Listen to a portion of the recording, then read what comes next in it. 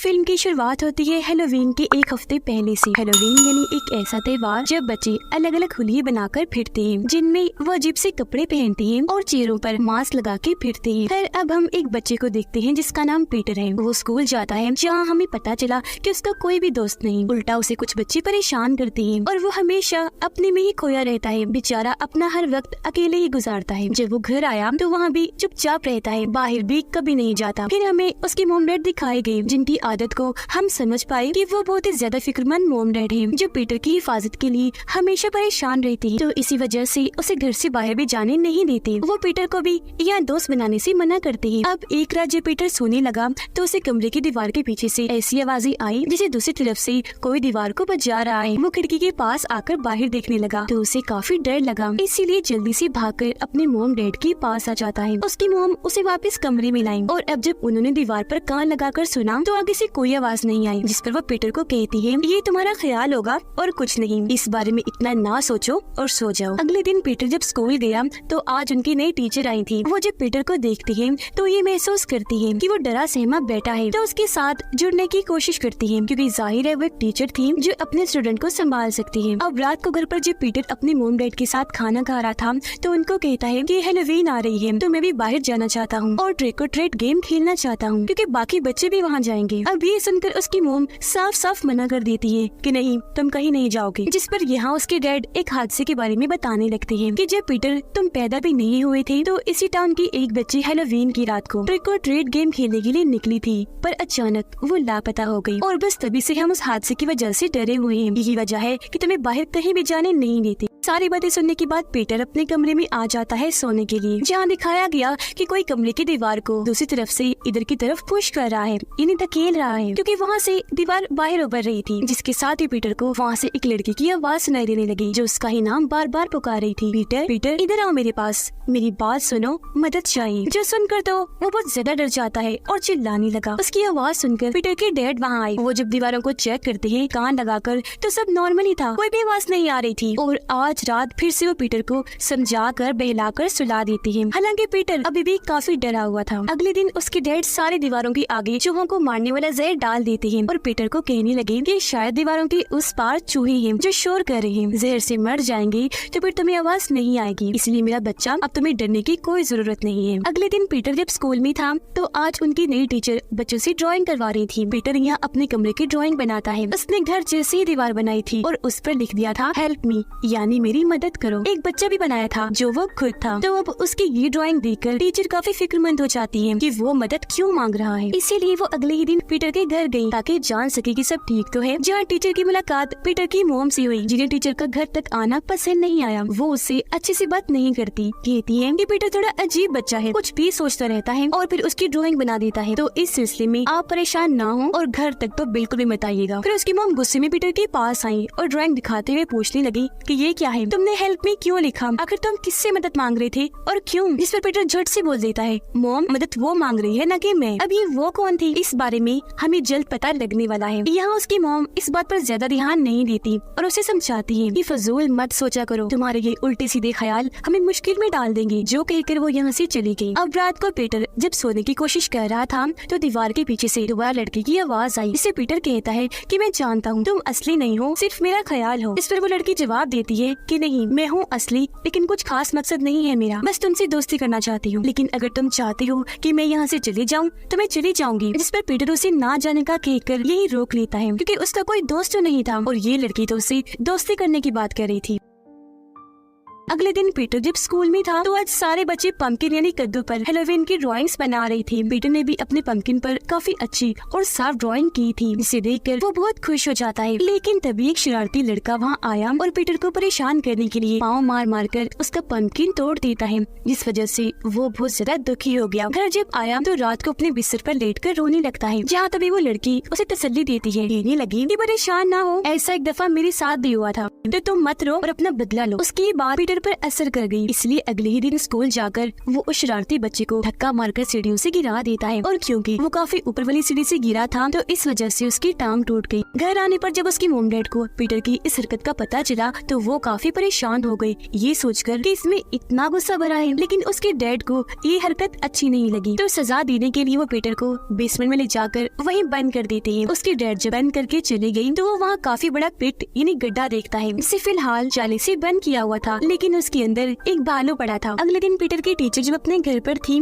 तो वहाँ उनसे मिलने स्कूल के प्रिंसिपल आए, जो टीचर को कहते हैं कि आपको ऐसे उनके घर जाना नहीं चाहिए था, उन्हें काफी बुरा लगा है। इस पर टीचर जवाब देती है कि मुझे पीटर की फिक्र थी इसीलिए मैं गई, और मुझे तो उसके मुंह में काफी अजीब लगी। इस पर प्रिंसिपल कहती है कि अगर आपको उसकी फिक्र है तो हम यही स्कूल तक ही रख लेंगे, उनके घर नहीं जाना। उनके जाने के बाद टीचर सारे बच्चों के टेस्ट चेक करती है, और क्योंकि पीटर की फिक्र तो उन्हें पहले ही थी तो टेस्ट देने के बहाने वो उनके घर जाती है, जहाँ वो तो बेसमेंट में बंद था। लेकिन ये बात टीचर को पता नहीं थी। यहाँ उसकी मॉम डैड टीचर से बात करते हैं और हम उसके डैड का बड़ा ही अजीब बर्ताव नोटिस कर पाते हैं। वो हाथ में हथौड़ी लेकर घूम रही थी, उनकी बाजू पर चोट लगी हुई थी जिससे बहुत तेज खून निकल रहा था। पूछने पर वो बताते हैं कि मैं चीजों को ठीक करने का मुरम्मत का काम कर रहा था, बस ये चोट तब लग गई। अजीब बात ये थी कि उन्होंने पीटर का स्कूल भी छुड़वा दिया था। अब रात को मॉम पीटर को बेसमेंट से बाहर निकालकर उसे अच्छे से खिला पिलाकर सोने के लिए भेज देती है। वो जैसे ही गए अकेले होते ही पीटर दीवार के पास आया और वहाँ खटखटाने लगता है। तब वो लड़की फौरन आई और उससे बात करने लगी। कहती है मुझे भी तुम्हारी फिक्र है पीटर, इसलिए मेरी बात गौर से सुनो। मॉम डैड से संभाल के रहना, क्योंकि जैसे वो दिखते हैं वैसे है नहीं। वो ऐसे जाहिर करवाते हैं ना कि तुमसे प्यार करते हैं, परेशान रहते हैं, पर ये झूठ है। जिसके साथ ही वो यहाँ ये राज खोलती है कि मैं भी और कोई नहीं बल्कि तुम्हारी बहन हूँ, जिसे सालों से यहाँ पर कैद किया हुआ है, और मैं तब से उस वक्त का इंतजार कर रही हूँ जब तुम थोड़े बड़े हो गए, दीवार पर लगी घड़ी हटाओगे और खुफिया दरवाजा खोलकर मुझे बाहर निकालोगे, जिसके बाद मैं आजाद हो जाऊंगी। अब पीटर उसकी बातें सुनकर काफी हैरान रह गया, लेकिन उसे इन बातों पर इतना यकीन नहीं आ रहा था, इसलिए वो उसे कहता है कि अगर तुम सच में हो तो मैं तुम्हें देखना चाहता हूँ। जिस पर लड़की जवाब देती है कि नहीं देख पाओगे, डर जाओगे, क्योंकि सालों से यहाँ रहने की वजह से मैं बहुत अजीब दिखने लगी हूँ, काफी बदसूरत। अब पीटर ने जब ना डरने की बात की तो लड़की उसे कहती है अच्छा फिर दीवार में बने छोटे से सुराग से देखो। अब जब पीटर ने सुराग से देखा तो वो उस लड़की की बड़ी सी आँख को देखता है जो सच में डरावनी लग रही थी, जिसे देखकर वो भी डर जाता है। अब वो लड़की कहती है कि मेरे भाई हमारे मॉम डैड बहुत बुरे हैं, वो इतने जालिम हैं कि उन्होंने ही मुझे यहाँ पर कैद किया, और तुम भी क्योंकि उनके बच्चे हो तो तुम्हारे साथ भी वो ऐसे ही करेंगी, तो जरा अपना ख्याल रखना। अब जाहिर है ये सारी बातें सुनकर पीटर काफी घबरा गया। उसे पता नहीं था कि मेरी बहन है ये झूठ बोल रही है। वो इस अनजान ताकत और अनजान आवाज की बातों से बस परेशान हो गया था, इसीलिए उसे अपने मॉम डैड के बुरे होने के सपने आने लगे, जैसे वो उसे डरा रही है, नुकसान पहुँचाना चाहते हैं। पर हर बार जब भी पीटर डरकर जागता था तो उसकी मॉम आकर उसे संभाल लिया करती थी और हमेशा उसे समझाती रहती थी। अगले दिन जब अपने कमरे में लेटा था तो लड़की उससे बात करती है, कहती है मॉम डैड को तुमसे कोई काम है, लालच है, और जब तुम उनके किसी काम के भी नहीं रहोगी तो वो तुम्हें भी उठाकर या कैद कर देंगे या मारकर दफन कर देंगे। और अगर तुम्हें यकीन नहीं आ रहा तो सहन में जाओ और जमीन खोदकर खुद ही देख लो। अब जब पीटर ने जमीन खोदकर देखा तो वहाँ उसे किसी का स्केलेटन यानी ढांचा मिला। इस पर लड़की पीटर को बताती है कि सालों पहले एक बच्ची हैलोवीन की रात ट्रिक और ट्रीट गेम के लिए हमारे घर आई थी। मैंने उससे मदद मांगना चाहिए, लेकिन पहले ही मॉम डैड ने पकड़कर उसे मार दिया ताकि वो बाहर जाकर मॉम डैड का राज सबको न बता दी कि वो कैसे माँ बाप है, और आइंदा से मैं भी किसी से मदद ना मांगू, जिससे हम समझ पाए कि सालों पहले जो बच्ची गायब हुई थी वो आखिर गई कहाँ थी। अब इन सारी बातों की वजह से पीटर अपने टीचर को कॉल करता है मदद के लिए, क्योंकि वो अपने ही मॉम डैड से डर चुका था। लेकिन कल दूसरी तरफ से उसकी मॉम उठा लेती है और टीचर को फोन करने से मना करके उस पर गुस्सा करने लगती है। वो जब कमरे में आई तो उन्हें भी दीवार पर बने सुराग के बारे में पता चल गया। वो काफी डर गई, घबराते हुए कहने लगी कि आखिर उस लड़की ने पीटर से क्या कहा होगा। अब अगर कुछ भी गलत हुआ तो हमारे बच्चे के साथ ही होगा, जो हम नहीं चाहते। अब यहाँ ये बात समझ से बाहर थी कि अगर इस लड़की को मॉम डैड ने दीवार के पीछे कैद किया तो यहाँ पीटर की मॉम उससे इतना क्यों डरेंगे। खैर वो घबराई रहती है। रात को लड़की पीटर से बात करती है, कहने लगी कि मैंने मॉम डैड को बात करते हुए सुना है, उन्होंने फैसला किया है कि वो तुम्हें भी मार देंगे, तो अब तुम्हें जल्द कुछ करना होगा ताकि ऐसी मॉम डैड से तुम्हारी जान छूट जाए। थोड़ी देर के बाद पीटर टेबल पर बैठकर अपने मॉम डैड के साथ खाना खा रहा था, जहाँ उसके डैड को अचानक ही अजीब सा महसूस हुआ। सूप का जायका भी उन्हें बदला सा लग रहा था। वो ये भी नोटिस कर लेती है कि पीटर तो कुछ भी नहीं खा रहा, इसलिए घबराते हुए उससे पूछते हैं क्या किया तुमने। इस पर वो जवाब देता है ज्यादा कुछ नहीं, बस आपने मेरी बहन को दुख दिया, तकलीफ पहुंचाई, तो बस उसका बदला लिया। ये सुनकर उसके डैड काफी चौंक गए क्योंकि सारा माजरा समझ गए थे और फौरन उन्हें खून की उल्टियां होने लगती हैं। असल में पीटर ने उस लड़की के कहने पर मोम डैड के खाने में जहर मिला दिया था, जिससे उसके डैड तो वही मौके पर ही मारे गए। यहाँ उसकी मोम हाथ में चाकू उठाकर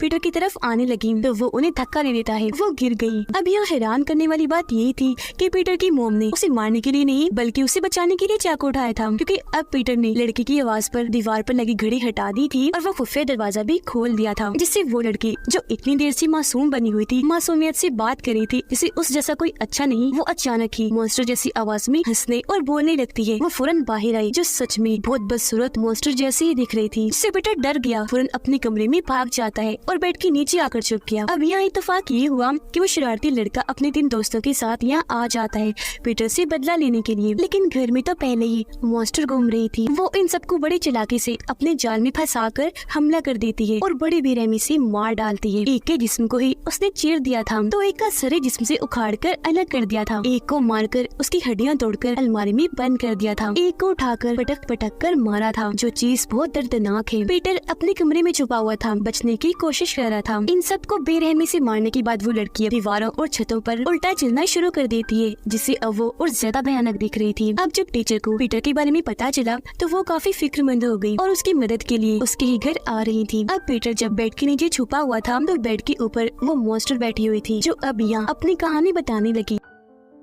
तो असल में ये मॉन्स्टर लड़की पीटर की सच में बहन ही थी, अपने मोम डैड की पहले बेटी थी, लेकिन पैदा ही डिफॉर्म हुई थी, यानी शक्ल जिस्म बिगड़ा हुआ बदसूरत, जिस वजह से वो बचपन से मॉन्स्टर जैसी दिखती थी। यही वजह है कि उसके मोम डैड ने उसे बाकी दुनिया से छुपाने के लिए वहाँ पेट में रखा, क्योंकि वो जानते थे कि डिफॉर्म होने की वजह से ये खतरनाक और गुस्से वाली भी हो सकती है, जो लोगों की जान ले लेगी। तो इसका बाहर रहना खतरनाक है, तो उन्हें ये फैसला लेना पड़ा। उस बच्ची को भी मार दिया जो सालों पहले ट्रिक और ट्रीट के लिए आई थी, ताकि वो बाहर जाकर इस मॉन्स्टर बच्ची के बारे में सबको बताना दी। और पिट में हमने जो बालू देखा वो इसका ही था। खैर आज से पहले वो यहाँ पर कैद रही और उसने दीवारों छतों पर चलना सीख लिया, खुद को मजबूत बनाया, पूरी प्लानिंग की कि मैं पीटर को अपनी बातों में फंसा कर उसे बहलाकर सब करवा लूंगी। वो मोम डैड को मार देगा, जिसके बाद मैं आजाद हो जाऊंगी, जो आखिरकार हो भी चुका था। जिसका मतलब कि इस डिफॉर्म मॉन्स्टर बच्ची में शुरू से ही एक कातिल वाली चीजें पाई जाती हैं, जो उसने खुद अपने अंदर पैदा की। वो आत्मा नहीं थी, इंसान थी, उसे यहाँ कैद करके रखा गया। अभी मॉन्स्टर बच्ची यहाँ पीटर को ही उस खुफिया कमरे में कैद कर देती है, जिसकी थोड़ी देर बाद यहाँ टीचर आ गई। तब उनकी आवाज सुनकर खुफिया कमरे में दीवारों के पीछे से वो उन्हें आवाज लगाने लगा। तब टीचर जल्दी से वहाँ आकर दीवार तोड़कर उसे बाहर निकाल ही देती है, लेकिन तभी मॉन्स्टर लड़की यहाँ आकर दोनों पर हमला कर देती है। वो पीटर को पिट में फेंक कर बाहर टीचर से लड़ने लगी, लेकिन पीटर यहाँ होशियारी करता है। वो उसके लंबे लंबे बालों को पकड़कर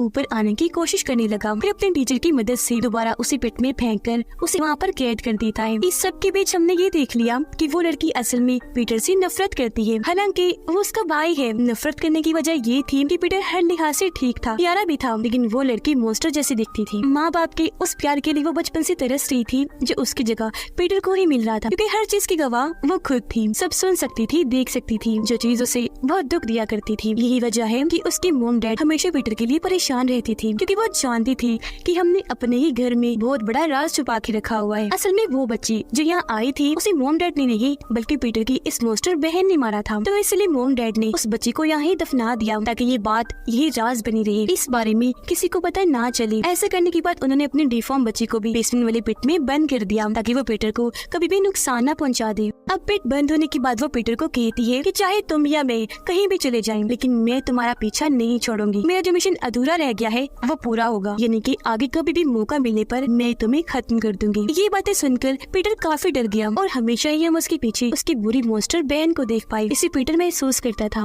और सोचता था कि वो कभी भी मुझे खत्म करने आ सकती है, और क्योंकि अब वो अकेला रह गया था तो टीचर उसे गोद ले लेती है। इस फिल्म की कहानी यहीं पर खत्म हो जाती है।